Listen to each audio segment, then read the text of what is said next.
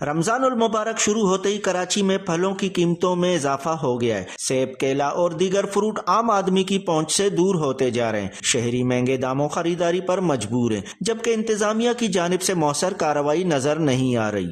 یہ فروٹ اور سبزی کی وجہ سے مہنگائی یہ ہو رہی ہے کہ جب ایس ڈی ایم آ کے بیٹھتا ہے تو اس ٹائم کے اندر یہ سارے فروٹ وغیرہ، یہ کیلے وغیرہ 200 روپے کے درجن کیلے، یہ ساری مہنگائی کر رہے۔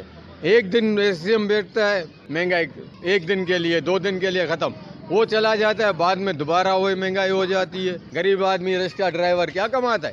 یہ ٹھیے والا کیا کماتا ہے؟ گدا گاڑی چلانے والا کیا کماتا ہے؟ لاکھوں روپے کماتا ہے، مگر کچھ بھی نہیں، وہی مہنگائی کی مہنگائی ہے۔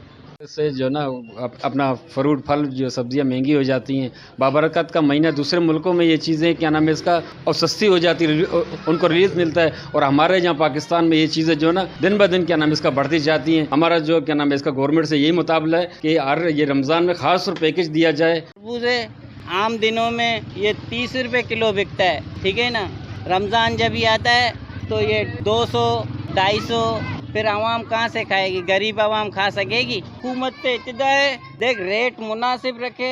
شہریوں کا مطالبہ ہے کہ سرکاری قیمتوں پر عمل درآمد یقینی بنایا جائے تاکہ رمضان میں ریلیف مل سکے۔ کیمرہ مین زبیر میمن کے ساتھ حیات بلوچ، وش نیوز، کراچی۔